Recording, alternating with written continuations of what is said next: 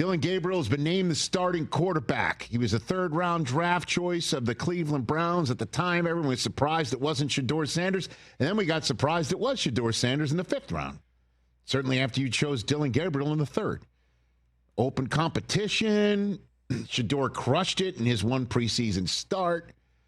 I went on the air and said everyone's going to boo every single time. It's not Shedeur getting the start. Been a little off on that, I think. Certainly if Dillon Gabriel shows up and shows out, it won't be at the dog pound. It also won't be on the road domestically. It's a home game. First guy ever to make his first start in an international series game, and he's going to do it against the Minnesota Vikings, who I believe started blitzing 5 minutes ago. Dillon Gabriel on his readiness for this start. You know, I got a text from a good buddy of mine, and he sent me a picture of a fire station, you know, and like, it's kind of like, why are you sending that, you know? But when he sends it, you know, he just lists the obvious, right? Like, doors are open, garage doors are open, like, things are ready to go, and like, they're just waiting on that phone call to like respond surgically. And like, just what a great representation of like the job I had and being ready for that moment. And I think, you know, I smile because it's like a moment you prep for and you are extremely excited for, but also got to realize that it's extreme focus, and that's what I've continued to harp on. But you wait for the perfect time, you know, you're going to wait a whole lifetime. So for me, I've always been ready for every moment. One to root for, that's for sure. Remember he came on the show before he was drafted, and it's just like, hey, everybody, I know you're talking about Shedeur, and I know you're talking about Cam Ward, and I know you're talking about Jackson Dart. And I know Tyler Shuck was coming out of the combine. Everyone's talking about him. But remember me, I was on the Heisman podium. Remember the 63 starts in 3 different places. I've got the record for most touchdowns accounted for and tied for the most touchdown passes in the history of college football. 6-year starter. Woof. And those are the guys who do perform well in the league, right? Brock Purdy. Experience. Bo Nix. Yeah. Those who have seen it and done it. I just don't know if he's seen anything like Brian Flores' defenses. And they're going to test him. They're going to test that line. Hopefully Quinshon Judkins can take some of the pressure off with a running game, as he has been able to do. And then just look for your tight end. Look for Jerry Jeudy. And look for the way through. And the Cleveland Browns after that will be taking on the Pittsburgh Steelers. So guess what? Those are 2 teams that just faced one another, and the Steelers just came up with 6 sacks and 2 takeaways, and the Vikings are pissed about losing. And they're coming across from Ireland, and they're the ones who are already there, used to the time zone, and you're the one who's at a press conference in Berea on a Wednesday talking about my first career start. It's a tough one.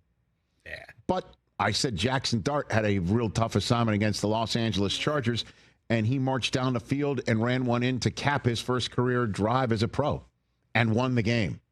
Crazier things have happened. No doubt. The opportunity is sitting there for him to take it.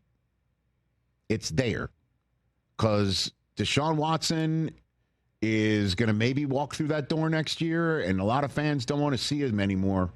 Will the Browns take that opportunity? Will they have all those draft choices to choose someone else? Well, guess what? Dillon Gabriel has the opportunity to quiet all those conversations and ball out and spin it and be the answer for the Cleveland Browns. That is in the ether as we're currently sitting here with one another entering hour 3 of this Wednesday. It's the truth. Whether you think it's possible or not, it's going to happen. Is it probable? Is it likely? Screw it. You know, and I appreciate the analogy of, you know, firefighters always at the ready just in case they're needed. Now he is. If I was a friend, I would have chosen a different analogy other than a fire of a house being involved. Yes. You know, hopefully you can put it out. Sometimes firefighters rescue cats from trees. Yeah. There's that too. I don't know what that has to do with it. I don't know either, but I appreciate the other way to look at it. And I'll just say this too. If it doesn't work out, then Shedeur Sanders is on the clock And I know there's many naysayers out there, including, again, from what I see on ESPN. And maybe, just maybe, I just remember once upon a time, and I can't believe I'm comparing him to Tim Tebow. Remember that in Denver? He went from one veteran to other options, and it was John Fox basically saying, all right, we're out of choices. Tim, get in there. And then that's right. That's what we use that drop. Yada, yada, yada. They're in the divisional playoff run. Tebow time. Elway's jumping up and down. The Steelers are wondering what the hell just happened as Demaryius Thomas hit his head on the goalpost. Yeah, then they went to New England next week. No, I understand that. And I understand that eventually stopped in Denver, and the only way that John Elway could look at the fans and say, don't complain about one of your fan favorites being removed from here, because that's Peyton Manning walking through the door, pulling off a bloodless coup of Tebow Mania in Denver. But hey, man, that's what's next. If Dillon Gabriel over the next 2, 3 weeks, 4 weeks doesn't perform well enough and they're back to square one, there's a very talented kid sitting there waiting, but we're all talking about his body language instead. Hey, you made it all the way to the end. Thanks for that. Check us out every single day streaming live on Disney Plus and the ESPN app 12 to 3 Eastern.